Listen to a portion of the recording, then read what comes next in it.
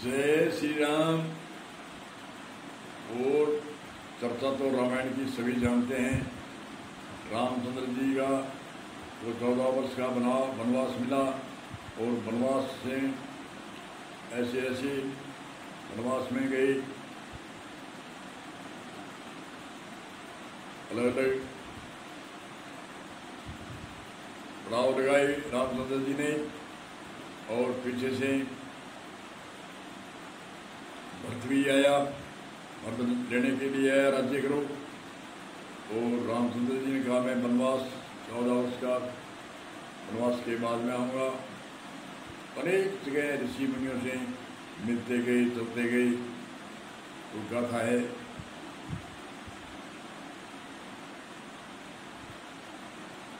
सीता का हरण हुआ, रावण सीता को ले गया, युद्ध की तैयारी हुई, खोज हुई, युद्ध की तैयारी हुई।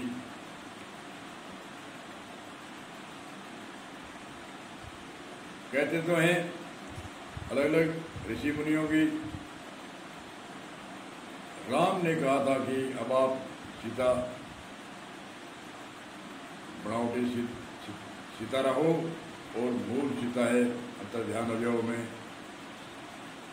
यहाँ मन में जो लीला होनी है वो होनी है, अलग अलग है। रावण भिक्षा लेने आया, हिरण का रूप उसने बनाया और वो भिक्षा में लक्ष्मण रेखा से पार करके वो रावण ले गया,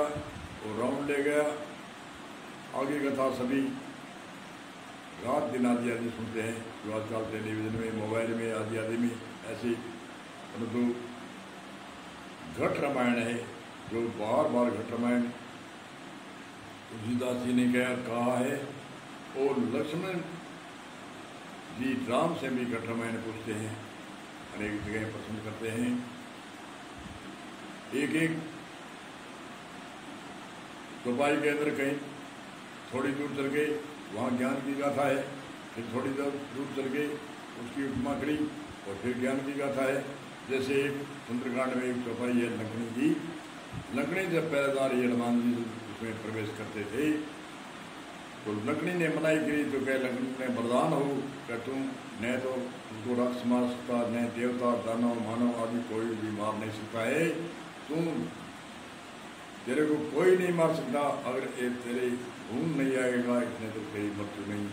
तो कह खून उसी का ही आएगा जो भक्त होगा, जो महान पुरुष किसी की हाथ की लगेगी और महान पुरुष होगा उनके हाथ की तेरे खून आ सकता है, उससे मृत्यु हो सकती है। हनुमान जी ने कई देर तो निवेदन किया हमें लंका में जाने दो, तो लंकनी ने आगे मनाही किया। हनुमान जी को गुस्सा आया और नाक पर मुक्का मारा तो खून की धार चली, खून की धार चलती उसकी याद आई वरदान मेरे खून निकलने के बाद मेरी मृत्यु होती। तो खून निकलते ही उसकी शरीर में मृत्यु का सब महसूस होने लगा। तो उसने एक यति बोली, एक यति वो सत्संग की महिमा है, सत्संग की गरिमा है, सत्संग की उपमा है। इसलिए यहाँ एक एक यति में आगे से आगे बताते हैं। इंद्रकांड वैसे तो इंद्रकांड है, बीच में एक एक यति में है। एक यति बोली तात सुर गय पे वर्ग सुखे दरिया तुलाय के यंग तुले नहीं तई मिले जो दव बरसते संग। तात सुर्ग सात सुर्गा सुखे, तात सुर्ग अपवर्ग सुखे। अपवर्ग के मुक्ति ने मुक्ति 4 प्रकार की है, सालोक समीप स्वरूप और सुयोजक।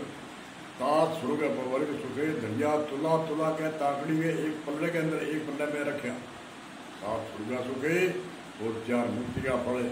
और एक पल्ले में क्या रखे हो लो वर्ष से पल्लों का ताकड़ी, पहले पल्ले वाली ताकड़ी होती थी, आजकल तो है, आजकल के युवाओं को पता नहीं है, बुजुर्गों को पता है। तो एक पल्ले में लो वर्ष संग और एक पल्ले में 4 मुक्ति के फल और 7 सुख के सुख रखे। और लो वर्ष संग है उसका पल्ला भारी था। जब वो एक यति बोली है तात सुर गए वर्ग सुखे दरिया तुला ये के यंग तुले नहीं ताई मिले जो लो बरसते संग। तात लो वर्ष संग है मेरी लमानिश होगी, मेरी मोक्ष मुक्ति किया क्या आशा वहीं वासा। मृत्यु के समय जब महान पुरुष कोई संत होता है, भगत होता है, कोई महान पुरुष होता है, उनके दर्शन होते हैं और उस दर्शन करके उसके प्राण के पखेरु उठते हैं, तो वो कोई अधोगति में नहीं जाता है, उसकी मोक्ष नहीं होती है, जब वह मोक्ष के उपाय आगे चलता है, कहने का अर्थ है उसको सुख मिलता है। तो राम का दास था हनुमान जी, और लक्ष्मण ने पूछा भी था कि तुम है कौन? मैं कह हनुमान हूँ, मैं राम का दास हूँ, भगत हूँ, उनकी सेवादार हूँ। तो लक्ष्मण के याद आया कि ये वरदान भी याद आया, और राम के दूत के, राम के दास के, भगत के, और राम में और संत के में क्या अंतर है? हनुमान संत है, तो उसकी सत्संग हो गई तो मेरी मोक्ष मुक्ति हो गई। और लो वर्ष सत्संगी उपमा करी है लक्ष्मण ने, 7 स्वर्ग से भी विशेष है, 4 मुक्ति के फल से भी विशेष है। और सुंदरकांड में और भी, जैसे हनुमान जी लंका में प्रवेश हुए तो हनुमान जी ने देखा भी भविष्य जो भगत है, परमात्मा राम का भगत है, उनका घर कहाँ है? जो ढूंढते ढूंढते गए तो भविष्य की निशानी, जैसे राम कोई निशानी होती है घर के ऊपर भी आजकल निशान चिन्ह होते हैं, जो ग्रामीण होता है उसका कुछ न कुछ होता है, उसके कारण पहचान से वो हनुमान भविष्य के पास में गए।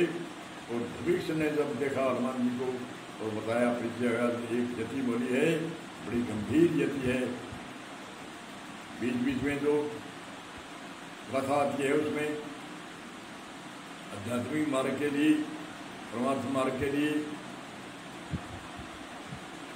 तो भविष्य ने यति बोली, अब मोए भागे भरोसे हनुमंता, बिना हरि कृपा मिले नहीं संता। अब मेरे भाग भरोसा हनुमंता, मेरा बड़े भाग्य और पुण्य अच्छे हैं, बिना हरि कृपा मिले नहीं संता। हनुमान जी को संत की भाषा में कहते संबोधन किया है। तो संत कहते हैं आज चाहिए हनुमान जी को, हम हमारी पब्लिक है वो कैसे भी गए, संतों की श्रेणी में हनुमान जी संतों की श्रेणी में है। संतों ने हनुमान जी को, विद्वानों ने, ऋषि मुनियों ने हनुमान जी को संत भी कहा है। संत कहते हैं जिसकी सहस्य से वृत्ति तिर गई है, और महात्मा जो महान आत्मा है, जिसकी ऐसी शेर में दृष्टि है, ऐसी गाय में दृष्टि है, ऐसी राजा में दृष्टि और ऐसी रंग में दृष्टि है, ऐसी ब्राह्मण में, ऐसे चंडाल में एक समान एक दृष्टि है, सब में ब्रह्म रूप देखता है, उसको कहते हैं महात्मा, महान आत्मा होगी उसकी। तो ऐसे ही हनुमान जी महान थे, महात्मा थे, तो इसलिए ही भविष्य ने यति बोली, अब मोए भाग भरोसे हनुमंता, बिना हरि कृपा मिले नहीं संता। तो अब अलग अलग जितने भी रामायण में अलग अलग अध्याय है, उनके अलग अलग हर अध्याय में अलग अलग चौपाई है। चौपाई में कहीं न कहीं ऐसे आता है, इस लोक का ज्ञान कराते हैं, इस लोक में कैसे रहना चाहिए, परलोक में कैसा जाने के लिए क्या उपाय करना है, बिहार का ज्ञान भी बताती है रामायण, और परमार्थ का ज्ञान भी बताती है, अध्यात्म ज्ञान, तत्व ज्ञान आदि साक्षात करके मोक्ष मुक्ति के उपाय रामायण में है। तो एक एक यति में बड़ी गंभीरता है। चौपाई हम दबा दबा ऐसे पढ़ते हैं, पर चौपाई एक चौपाई में बड़ा गहन अर्थ है, बड़ा गूढ़ अर्थ है। इसलिए बिन सत्संग विवेक न हुई, बिना सत्संग के विवेक नहीं होता, बिना सत्संग विवेक न हुई, हरि कृपा बिन सुलभ न सोई। और सत्संग का बड़ा महत्व बताया है। सत्संग इसको तीर्थों से ही महान बताया है। जो तीर्थ तो कोई समय आता है, दिन आता है, उस दिन तीर्थ होता है, और कोई स्थान पर होता है। और सत्संग का कोई सोमवार की करो, चाहे उमावस की करो, चाहे रविवार की करो, चाहे उमावस की करो, चाहे पुण्यों की करो, चाहे कभी करो, कोई इसे तिथि नहीं है, कोई स्थान नहीं है। गली में करो, खेत में करो, खलियान में करो, शहर में करो, बाजार में करो, कहीं भी सत्संग कर सकते हैं। ये चलता फिरता तीर्थ है। और प्रयागराज में तो एक स्थान है, वहाँ स्थान में जाने से पुण्य प्राप्त होगा। और सत्संग है ये तो चलता फिरता तीर्थ है, इसलिए संतों ने बताया है, रामायण में भी बताया है, चलता फिरता तीर्थ। तो बड़ी सत्संगी महिमा ऋषि मुनियों, विद्वानों ऋषि मुनियों ने बताई है। एक तुलसीदास जी श्री रामायण में यदि है, संत समागम हरि कथा तुलसी दुर्लभे दोई सुखदायो लक्ष्मी पापी के भी होय। संतों का समागम को भी सत्संग कहते हैं। संतों का समागम बड़ा दुर्लभ है। संत समागम हरि कथा जो पापों को हरण करने वाली कथा है, आत्म अनुमोदन करने वाली कथा है, जो बार बार जन्म और मृत्यु को मिटाने वाली कथा है, ऐसी कथा बहुत बड़ी दुर्लभ है। आजकल कथावाचक ताम धाम से करते हैं, नाटक ताटक से करते हैं, पाठ सांग से करते हैं, नाच गाने से करते हैं, उसको हरि कथा नहीं कहते हैं। जो पापों को हरण करने वाली कथा है, जो आत्म अनुमोदन करने वाली कथा है, जो आत्म साक्षात और दर्शन करने वाली कथा है। जैसे राम ने लक्ष्मण को कहा है, अध्यात्म तत्व ज्ञान को आत्म का नित्य साक्षात दर्शन करने को ही ज्ञान कहते हैं। ऐसे भाषा आयन कांड में रामायण में आई है और उन आयन कांड की रामायण में 90% जो कथावाचक है उनको टाल मार करके इधर उधर कर देते हैं। वो ऐसे नहीं कहते कि रामचंद्र जी ने लक्ष्मण को क्या उपदेश दिया था और कौन से दर्शन करने को कहा था। जो मूल ज्ञान है उसका दर्शन करने का क्या कैसे बोला था। आयन कांड में कोई 90% नहीं बोलते हैं, 10% कहीं बोलते हैं। उनको कौन सुनता है कि उन 90% वालों को जो घुमाव किया हुआ है, उनको जो विचलित किया हुआ है आस्थावान भक्तों को और जिज्ञासुओं को, वो 90% जो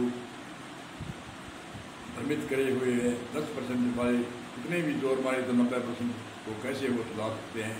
वैसे ही यथार्थ ज्ञान जब तक हम नहीं सुनेंगे, घट रामायण जब तक नहीं सुनेंगे, ये तो एक प्रेरणा है। इस प्रेरणा से हमें ज्ञान मिलता है। रामचंद्र जी का जन्म हुआ, वनवास हुआ, वनवास में ऐसे हुआ, सीता हरण हुआ, फिर आगे से आगे लड़ाई हुई, रावण को मारा, भविष्य को राज्य दिया। ऐसी ये तो एक कथा की प्रेरणा है। इस बीच बीच में चौपाई जो कही है, जैसे राम सुखवास में बैठे थे और लक्ष्मण जी ने प्रसन्न किया था, उसमें आयन कांड में क्या उपदेश दिया है। रामचंद्र जी ने लक्ष्मण को गुरु भाव से लक्ष्मण ने प्रसन्न किए। आप मान हो, आप गुरु के समान हो। एक शिष्य और गुरु भाव का, भाई भाई का भाव नहीं करके और गुरु और शिष्य का भाव करके और आखिरी में कहा है, ये लक्ष्मण अध्यात्म ज्ञान तत्व के द्वारा आत्म का साक्षात करते हैं, उनको ही मूल ज्ञान कहते हैं। अनेक जगह ऐसे अलग अलग और भी उदाहरण है रामायण के अंदर। उसको आजकल के 90% या 80% कथावाचक है, वो ताम झूम करके ही घुमा देते हैं। अरे वहाँ देखो वहाँ राम है, अरे वहाँ देखो राम है, इधर देखो राम है, इस बिंदर में राम है, वहाँ ऊंचा राम है। अरे जैसे संतों ने क्या कहा है, घट में ईश्वर दूर बताते इसलिए जन्म मरो ले। घट में ईश्वर है और दूर बताते इसलिए जन्म मरे। जो जन हरि को दूर बतावे 84 भूतला।